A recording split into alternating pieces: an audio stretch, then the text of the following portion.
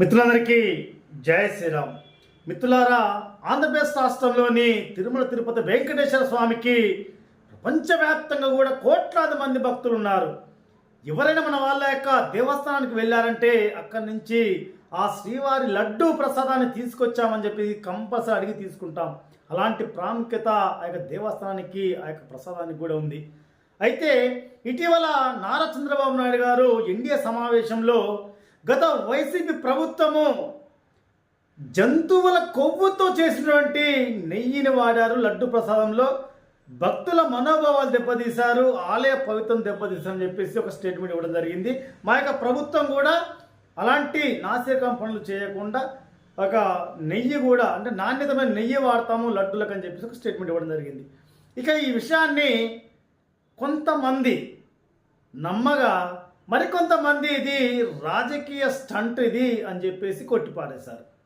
ఇక గతంలో TTD board ఏదైతే ఈ లడ్డు ప్రసాదాల నాణ్యత కొరకు ఒక కమిటీని 2 తెలుగు రాష్ట్రాల నుంచి నియమించింది. ఆ కమిటీ గత జూలైలో ఒక ఏదైతే భక్తుల నుంచి ఈ లడ్డు ప్రసాదం లోపల నాసిరకంగా ఉందని చెప్పేసి, నాణ్యత లేవని చెప్పేసి ఆ కమిటీకి ఫిర్యాదులు వెళ్ళిన క్రమం లోపల పరీక్షల నిమిత్తము గుజరాత్లోని నేషనల్ డైరీ డెవలప్మెంట్ బోర్డు యొక్క సెంటర్ ప్రయోగశాలకు వీటిని పంపడం జరిగింది. వారు వీటిని పరీక్షించి వీటిలో మరి ఆవు కొవ్వు, పంది కొవ్వు, చేపల యొక్క కొవ్వులతో ఈ యొక్క నెయ్యిని తయారు చేసిన అవశేషాలు దీంట్లో ఉన్నాయని చెప్పేసి వాళ్ళు ఒక నివేదిక ఇవ్వడం జరిగింది. దీంట్లో సోయాబీన్, ర్యాప్సీడ్ మరియు ఫామ్ ఆయిల్ కూడా కలిసినట్టు వాళ్ళు నివేదించారు. ఇక నారా చంద్రబాబు నాయుడు ఏదైతే స్టేట్మెంట్స్ ఇచ్చాడో ఆ స్టేట్మెంట్స్కు ఈ యొక్క నివేదిక బలం చేకూర్చింది. ఇక వెంకటేశ్వర స్వామి యొక్క భక్తుల్లో ఆందోళన ఎక్కువైపోయింది. ఈరోజు గుర్తుపెట్టుకోండి మిత్రులారా, ప్రపంచవ్యాప్తంగా కూడా తిరుమల తిరుపతి దేవస్థానానికి భక్తులు ఉన్నారు. మన దగ్గర నుంచి మిత్రుడు కావచ్చు, చుట్టం కావచ్చు, ఎవరైనా అక్కడికి తెలిసిన వారు వెళ్తే ఖచ్చితంగా తిరుమల తిరుపతి దేవస్థానం నుంచి ఒక లడ్డుని ప్రసాదంగా తీసుకురండి అని చెప్పేసి ప్రతి ఒక్కరు అడిగి తీసుకుంటారు. అలాంటి పవిత్రమైన లడ్డు ప్రసాదాన్ని ఇలా ఆవు, పంది, చేపల కొవ్వులతోటి, పామాయిలతోటి కలుషితం చేసి ఆలయ పవిత్రతను దెబ్బతీయడం కాకుండా కోట్లాది మంది హిందువుల యొక్క మనోభావాలు దెబ్బతీశారు. ఇక్కడ మిత్రులారా, గతంలో కూడా వైసీపీ ప్రభుత్వము పాలన కొనసాగిస్తున్నప్పుడు క్రమం లోపల తిరుమల తిరుపతి దేవస్థానం దగ్గర ఇదే హిందూ సంఘాలు ఈ తిరుమల తిరుపతి దేవస్థానం లోపల అన్య మతస్థులు వందలాదిగా ఉద్యోగం చేస్తూ ఉన్నారు. వాళ్ళు ఎక్కడైతే ఉద్యోగం చేస్తూ ఉన్నారో ఆ దేవాలయం నుండి వెంకటేశ్వర స్వామిని నమ్మరు, ఒక రాయిగా భావిస్తారు. అలాంటి వారికి ఈ ఆలయ పవిత్రత గురించి తెలియదు. దయచేసి వారిని అక్కడి నుంచి తొలగించామని చెప్పేసి అధికార పక్షానికి విన్నవించిన, అప్పుడు ప్రతిపక్షానికి విన్నవించిన ఎవరు కూడా స్పందించిన పాపాన పోలేదు. ఒకటి గుర్తుపెట్టుకోండి, ఈరోజు ఆ దేవుని మీద భక్తి లేనటువంటి వాడిని అక్కడ ఉద్యోగం నిర్వహిస్తే ఆ ఆలయాన్ని ఒక వ్యాపార కేంద్రంగా చూస్తాడు. ఆ లడ్డూలు ఎన్ని మామ, ఎంత డబ్బు వచ్చిందా, ఎలా దండుకోవాలా, ఎలా తక్కువ డబ్బుతో పెట్టి ఎక్కువ లడ్డు తయారు చేసి ఆలోచిస్తాడు తప్ప ఏమన్నా ఇక్కడ మరి అపకార్యం జరిగితే, అపపవిత్ర చోటు చేసుకుంటే ఆ దేవుడు నన్ను నిందిస్తాడు, కోప్పడతాడో లేకపోతే శిక్షిస్తాడో అన్న బాధ వాడికి ఉండదు. ఎందుకంటే ఆ దేవుడిని నమ్మడు కాబట్టి. అలాంటి వారిని తీసేయమంటే రాజకీయ నాయకులు మాత్రము వారి ఓట్ల కోసం వాళ్ళ సంఖ నాకుతూ హిందువులు మెజారిటీ ఉన్నప్పుడు కూడా వీళ్ళ యొక్క ఆలోచనను, వీళ్ళ యొక్క కోరికను మన్నించి పట్టించుకున్న పాపన ఊరు. సొమ్ము అక్కడ సొమ్ము హిందువులది, ఆలయం హిందువులది, పెత్తనం అధికారులది, దోచుకునేది అన్య మతస్థులు. ఎంత దుర్మార్గం! ఈరోజు మా ఆలయాలకు మేము వెళ్ళాలన్నా జేబులో వేలాది రూపాయలు పెట్టుకుంటే తప్ప, అక్కడ వేలాది రూపాయలు పెట్టి టికెట్ కొనుక్కుంటే తప్ప ఆ దేవుణ్ణి దర్శించలేటువంటి దౌర్భాగ్య పరిస్థితుల్లో ఈరోజు హిందువులు ఉన్నారు. గుర్తుపెట్టుకోండి. ఈ రాజకీయ నాయకులు మరి ఎవడైతే జెండా మోస్తాడో వాడి వెనుక వారి యొక్క భజన చేస్తూ తిరుగుతాడో వాడు ఎన్నికలు రాగానే ఎమ్మెల్సీయో ఎమ్మెల్యేనో ఏదో ఒక పదవి అడగడం, అక్కడ అప్పటికి వేరే వానికి అది కేటాయించాలనుకోండి, ఎమ్మెల్యే పదవి పోతే నువ్వు బాధపడకండి, ఎమ్మెల్యే సీట్ రాకపోయినా పర్లేదు, నీకు ఖచ్చితంగా తిరుమల తిరుపతి దేవస్థానంలో డైరెక్టో చైర్మన్ ఏదో ఒకటి ఇస్తామని చెప్పేసి మభ్య పెడతారు. ఏంద్రా నాయన అదేమన్నా ఏమనుకుంటున్నారు?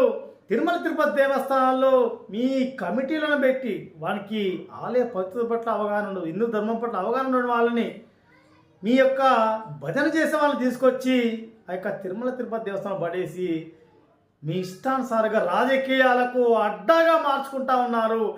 ఆలయాలను వ్యాపార కేంద్రాలుగా మార్చుకొని ఈరోజు డబ్బులు సంపాదించుకొని హిందువుల మనోభావాలను దెబ్బతీస్తూ ఈ యొక్క హిందూ వ్యవస్థని, సనాతన ధర్మాన్ని నాశనం చేస్తూ ఉన్నారు, భ్రష్టు పట్టిస్తూ ఉన్నారు.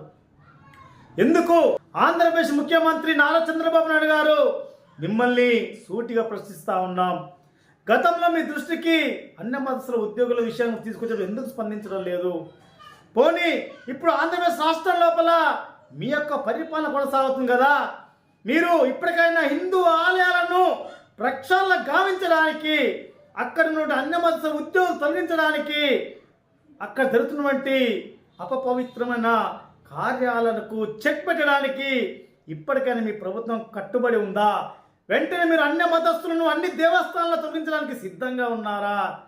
మీరు మీ ప్రభుత్వం నుంచి ఒక స్టేట్మెంట్ ఇవ్వండి. గత వైసీపీ ప్రభుత్వం వారు ఆలయ వ్యవస్థను ప్రభుత్వం దెబ్బతీశారు, లడ్డూల విషయంలో ఈ రకంగా చేశారని చెప్తా ఉన్నారు కదా, ఇప్పుడైనా మీరు మరి స్పందించడానికి సంతోషం వ్యక్తం చేస్తూ మరి మిమ్మల్ని వేడుకుంటా ఉన్నాం. ఇప్పటికైనా ఆంధ్రప్రదేశ్ రాష్ట్రం లోపల ఆలయాల పవిత్రతను కాపాడండి, ప్రక్షాళన గావించండి.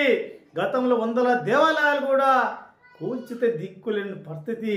అంతెందుకు తిరుమల తిరుపతి దేవస్థానం పైన కొండపైన పాస్టర్లు ప్రార్థన చేశారు, శిలువ గుర్తు నుండి వాహనాలు అనేకం పైకి వెళ్ళాయి, అన్య మత ఉద్యోగులు ఉన్నారు, కరపత్రాలు పంచారు, బస్ టికెట్ వెనుక కూడా యేసుక్రీస్తు యొక్క కీర్తనలు, సూక్తులు అవేవో దాని వెనుక రాసి మరి ఇవ్వడం జరిగింది.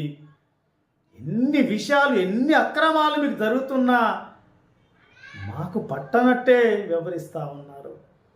ఇక మా స్వామీజీలు కూడా ఎందుకు ఈ విషయంలో స్పందించడం లేదో మాకు అర్థం కాని విషయం. ఎందుకంటే స్వామీజీ విషయంలో ఎక్కువ మాట్లాడకూడదు కాబట్టి మాట్లాడలేకపోతాం. దయచేసి స్వామీజీలు కూడా స్పందించాలని చెప్పేసి కోరుతా ఉన్నాను.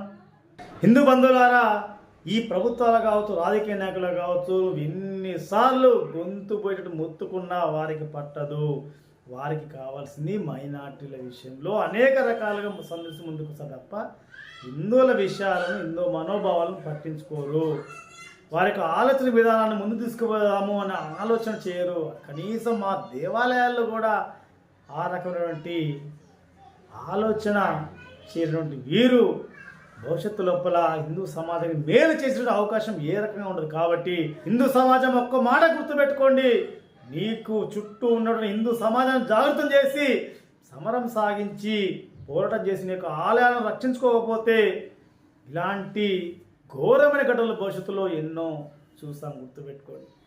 ఇప్పటికైనా ప్రభుత్వం ఆలోచించి ఆంధ్రప్రదేశ్ రాష్ట్రంలో ఆలయాలను ప్రక్షాళన చేయాలని చెప్పేసి కోరుకుంటూ ఈ విషయంలో వెంటనే మీరు ఒక ప్రకటన చేయాలని చెప్పేసి ఆశిస్తా ఉన్నాం. జై శ్రీరామ్, భారత్ మాతకి. అరే రాముడు రమ్మన్నడు రా నడువురా ఓ హిందూ